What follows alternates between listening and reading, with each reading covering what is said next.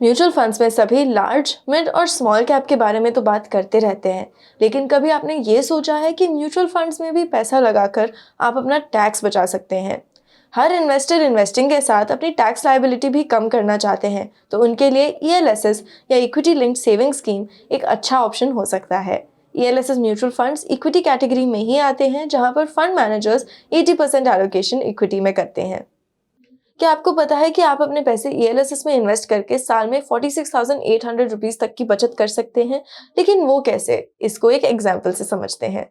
मान लीजिए आप 30% टैक्स ब्रैकेट में आते हैं, तो ईएलएसएस में इन्वेस्ट करके आप अपनी टैक्सेबल इनकम मैक्सिमम 1.5 लाख तक कम कर सकते हैं।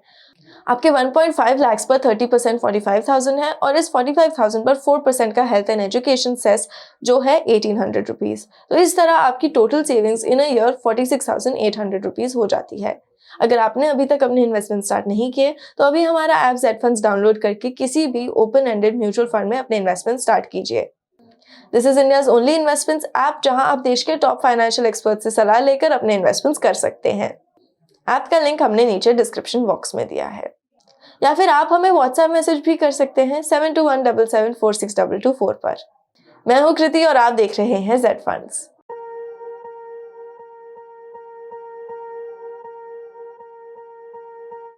आज के हमारे टॉप 3 ईएलएसएस फंड्स हैं Mirae asset tax saver fund, IDFC tax advantage fund और SBI long term equity fund.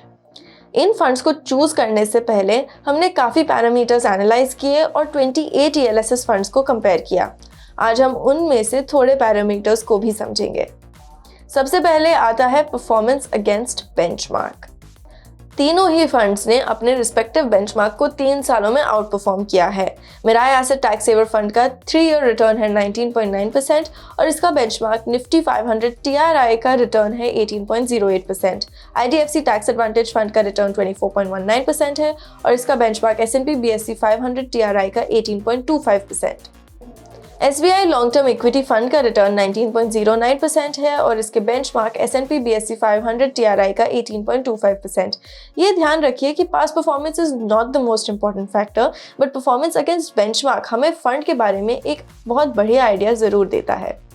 इसके बाद आते हैं रिस्क रेशियोज, जिसमें आते हैं स्टैंडर्ड डिविएशन, शार्प रेशियो और अल्फा। स्टैंडर्ड डिविएशन बताता है कि फंड में कितनी वॉलेटिलिटी है। फंड जितना कम वॉलेटाइल होगा उतना ही अच्छा रहेगा। मान लीजिए आप 2 फंड्स कंपेयर कर रहे हैं जिन्होंने एक साल में 10% के रिटर्न्स दिए हैं, बट जिस फंड का स्टैंडर्ड डिविएशन कम होगा वो फंड बेटर रहेगा, क्योंकि फंड जितना वॉलेटाइल होता है उसके रिटर्न्स भी उतने ही ज़्यादा फ्लक्चुएट होते हैं मार्केट वॉलेटिलिटी के साथ।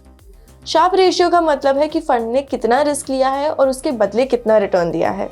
2 फंड्स जिनके एक साल के रिटर्न्स 10% है और पहले फंड का शार्प रेशियो 1 है और दूसरे का 1.2, यहाँ पर दूसरा फंड ज़्यादा अच्छा रहेगा क्योंकि उसका शार्प रेशियो पहले वाले से बेटर है फॉर द सिमिलर रिटर्न्स।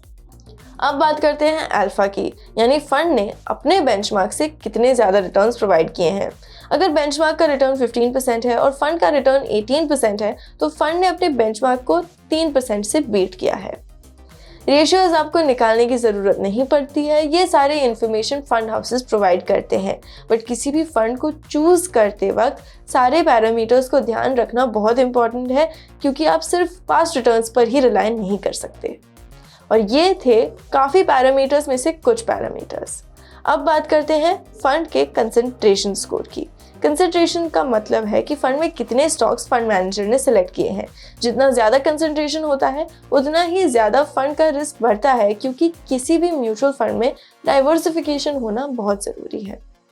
इन तीनों ही फंड्स के बेंचमार्क का टॉप 10 स्टॉक होल्डिंग कंसंट्रेशन काफ़ी हाई है, विच इज़ 47.78%।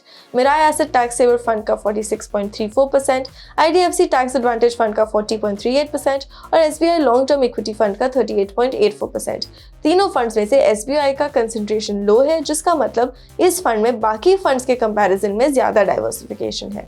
अब देखते हैं कि आप इन फंड्स में मिनिमम इन्वेस्टमेंट कितना कर सकते हैं।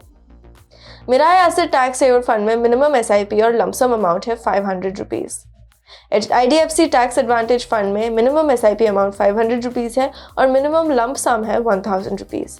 SBI long term equity fund में मिनिमम एसआईपी और लमसम अमाउंट दोनों ही 500 रुपीज़ है।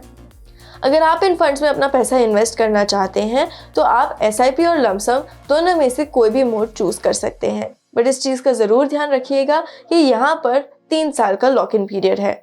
आप सब भी हमें कमेंट में बता सकते हैं कि आप इन सब फंड्स में से कौन सा फंड चूज करेंगे।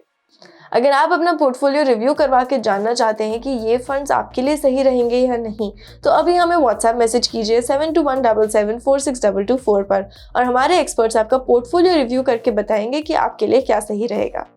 अगर आपको इस वीडियो को लेकर या फिर किसी भी और फाइनेंशियल प्रोडक्ट को लेकर कोई भी कमेंट्स या क्वेश्चंस हो तो नीचे दिए गए कमेंट सेक्शन में या फिर आप हमारी वेबसाइट zfunds.in पर जाकर भी लिख सकते हैं। इस वीडियो को लाइक करना और हमारे चैनल को सब्सक्राइब करना ना भूलें। Thank you for watching Z Funds. Mutual fund investments are subject to market risks. Read all scheme-related documents carefully. Past performance is not indicative of future performance.